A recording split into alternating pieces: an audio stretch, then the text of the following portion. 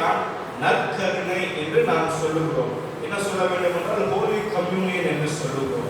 இந்த ஹோலி கம்யூனியன் என்பது come to union, come to union, எல்லோரும் ஒன்றாக ஒற்றுமையாக வாருங்கள் என்கின்ற ஒரு அர்த்தம். ஏன் கம்யூனியன் என்று சொல்லப்படுகிறோம் என்றால், உதாரணத்துக்கு சொல்ல வேண்டும் என்றால், எங்களுடைய இல்லத்திலே நாங்கள் சிறு வயதிலிருந்து இப்பொழுது வீட்டுக்கு போய் சாப்பிட்டு முடிச்சு நாங்கள் பிளேட் கழுவி வச்சா எங்கள் அம்மா உடனே திரும்ப அந்த பிளேட்டை கழுவி வைப்பாங்க.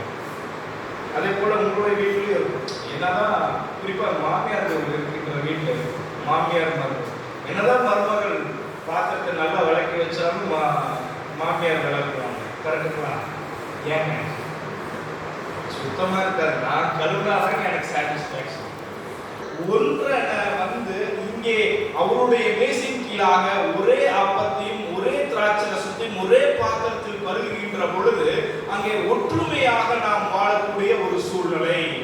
இங்கே உங்கள் பக்கத்திலே அமர்ந்து கொண்டிருக்கிறவர்கள் எந்த ஊரை சார்ந்தவர்கள், அவர்களுடைய பழக்க வழக்கம் என்ன, அவர்கள் எப்படி என்று எதுவும் தெரியாது. கடவுளுடைய சமூகத்திலே வந்துவிட்டால் எல்லோரும் ஒன்றுதான். அவருடைய செயலுக்கீழாக அனைவரும் ஒன்று, நாம் எல்லோரும் ஒற்றுமையாக இருக்க வேண்டிய ஒரு கட்டாயம் தான் இந்த Holi communion. Come to union, வாருங்கள், ஒற்றுமையாக இருக்கும்படியான ஒரு அழைப்பு. இந்த வார்த்தையில் இருந்துதான் கம்யூனிஸ்ட் என்கின்ற வார்த்தை உருவாக்கப்பட்டுள்ளது. இந்த கம்யூனிஸ்டினுடைய தலைவர் உருவாக்கப்பட்டவர் யார் என்றால், கேரளாவில் நிறைய கேரளா ஃபுல்லா கம்யூனிஸ்ட் பார்ட்டி தான். கார்ல் மார்க்ஸ் கம்யூனிட்டியினுடைய சித்தாந்தத்தை உருவாக்கியவர். அவருடைய கோட்பாடு அவர் யார் என்றால், அவரும் ஒரு ஆயர் என்றால் அவரும் இறையியல் கல்லூரியிலே படித்து 4 ஆண்டுகள் அல்லது இறையியல் கல்விகளை கற்றுக்கொண்டு எல்லோரும் ஒற்றுமையாக எல்லோருக்கும் சரிசமமான ஒரு பயணத்தை கொடுக்க வேண்டும், எல்லோருக்கும் சமமான ஒரு சமத்துவத்தை ஏற்படுத்த வேண்டும் என்கின்ற சித்தாந்தத்தை கொண்டாந்தவர் தான் கார்ல் மார்க்ஸ். அதன் மூலமாக தான் கம்யூனிஸ்ட் உருவாக்கப்பட்டுள்ளது. இந்த வார்த்தை எங்கிருந்து எடுக்கப்பட்டது? ஹோலி கம்யூனியன் என்று சொல்லப்படுகின்ற இந்த வார்த்தையிலிருந்து. மற்றும் அது லார்ட்ஸ் டேபிள் என்று சொல்லும், கடவுளினுடைய மேசை. அவருடைய மேசையிலிருந்து நாம் பெற்றுக்கொள்ள போகின்ற ஆசீர்வாதம் அது என்றெல்லாம் நாம் சொல்லப்படுகிறோம். இதிலும் பல கோட்பாடுகள் உண்டு. இந்த திருவிருந்தை எப்படி யார் எப்படியாக அதை அங்கீகரித்துக் கொள்கிறார்கள் என்பதை நாம் இன்றைக்கு மிக சுருக்கமாக பார்க்கிறோம். ஆதி திருச்சபை, ஆதி நாட்கள் என்று சொல்லிவிட்டாலே அது ரோம கத்தோலிக்க திருச்சபை தான். ரோம கத்தோலிக்க திருச்சபையிலே அவர்களுடைய பழக்கம் எப்படியாக இருந்தது என்றால், இதெல்லாம் இயேசு கிறிஸ்து தன்னுடைய சீசர்களுக்கு ராப்போஜனம் பண்ணின பின்பாக, கிட்டத்தட்ட 50 ஆண்டுகளுக்கு பின்பாக ரோம கத்தோலிக்கர்களாக ஏற்படுத்தப்படுகின்ற ஒரு காரியம் என்னவென்றால், ரோம கத்தோலிக்க திருச்சபைகளாக அவர்களுக்கென்று ஏற்படுகின்ற சித்தாந்தம் என்னவென்றால், அப்பத்தையும் திராட்சை ரசத்தையும் பெற்றுக் கொள்ளுகின்ற பொழுது அது ஆண்டவருடைய திரு சரீரமும் திரு ரத்தமுமாகவே மாறுகிறது என்று சொல்லுகிறார்கள். அதுதான் டிரான்ஸ்சப்ஸ்டான்சியேஷன் என்று இறையியல் வல்லுநர்கள் சொல்லுவார்கள். டிரான்ஸ்சப்ஸ்டான்சியேஷன் என்றைக்காவது வாய்ப்பு கிடைத்தால் ஆர்சி கோயிலே நீங்கள் அந்த வழிபாட்டு நேரத்தில் சென்று பார்த்தீர்கள் என்றால் அவர்கள் திருவிருந்துக்கு முன்பாகவே ஒரு அறிவிப்பு கொடுத்துவிடுவார்கள். கத்தோலிக்க திருச்சபையார் மாத்திரம் இந்த திருவிருந்திலே பங்கு பெறுங்கள் என்று. ஏனென்றால் அவர்களுடைய விசுவாசம், அவர்களுடைய சிந்தனை என்னவென்றால், அந்த திருவிருந்து திராட்சரசமும் அப்பமும் ஆண்டவருடைய சரீரமும் ரத்தமாகவே இருக்கிறது என்றுதான் கொடுப்பார்கள். ஆகையால் தான் அந்த திராட்சரசத்தை எல்லா சபையாருக்கும் கொடுக்க மாட்டார்கள்.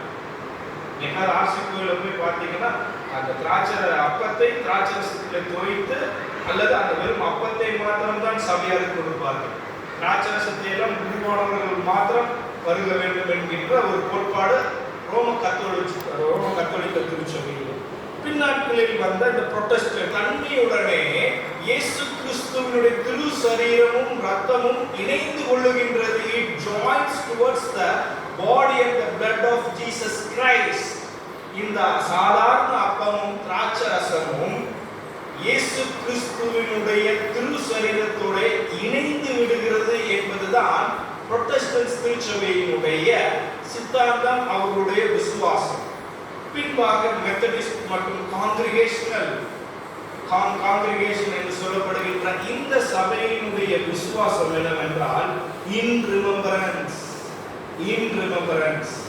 கடவுளினுடைய தியாகத்தை, இயேசு கிறிஸ்துவினுடைய தியாகம், அவருடைய சிலுவை பாடு, அவருடைய மரணத்தை மீண்டும் நினைவு கூறும்படியாக நாங்கள் ஜெபிக்கின்ற பொழுது, ஆசீர்வதிக்கின்ற பொழுது இந்த அப்பமும் இந்த திராட்சரசும் it is a symbol of Jesus Christ blood and body. இது இயேசு கிறிஸ்துவினுடைய திரு சரீரமும் இயேசு கிறிஸ்துவினுடைய திரு ரத்தத்தினுடைய அடையாளமாக மாறப்படுகிறது என்பதுதான் இந்த மெத்தடிஸ்ட் மற்றும் காங்கிரிகேஷனல் சர்ச்சஸினுடைய சித்தாந்தம் மற்றும் டாக்டரின்ஸ், அவர்களுடைய தத்துவங்கள். சிஎஸ்ஐ தென்னிந்திய திருச்சபை நம்மளுடைய சித்தாந்தம் என்னவென்றால் இந்த இரண்டும் சேர்ந்ததுதான். குருவானவர் அப்பத்தையும் திராட்சரசத்தையும் செபித்து ஆசீர்வதிக்கின்ற பொழுது அது ஆண்டவருடைய திரு சரீரத்திற்கு அடையாளமாகவும் ஆண்டவருடைய திரு ரத்தத்திற்கு அடையாளமாகவும் அவருடைய வருகையை, அவருடைய பாடுகளை நினைவு கூறுகின்ற கான்சப்ஸ்டான்சியேஷன் என்று சொல்லப்படுகின்ற இறையில் தான் நம்மளுடைய திருவிருந்தினுடைய முக்கியத்துவமே கூட. குறிப்பாக நமக்கென்று வாசிக்க கேட்ட இந்த யோவானின் நற்செய்தியின் 13ஆம் அதிகாரத்திலே நாம் வாசிக்க கேட்டோம். இந்த பகுதியை எடுத்து வைத்துக் கொள்ளலாம். இதில் பார்க்கின்ற பொழுது குறிப்பாக இன்றைய நாளிலே கூட ஆண்டவராகிய இயேசு கிறிஸ்து நம்மளுடைய பார்வை பொழுது நாளைய தினத்திலே புனித வெள்ளி, நாளை தான் அவரை என்ன செய்ய போறாங்க? சிலுவையில் அறைய போறாங்க. அப்படின்னா நாளைக்கு தான் அவர் மரிக்க போகிறார். ஆனால் உண்மையாக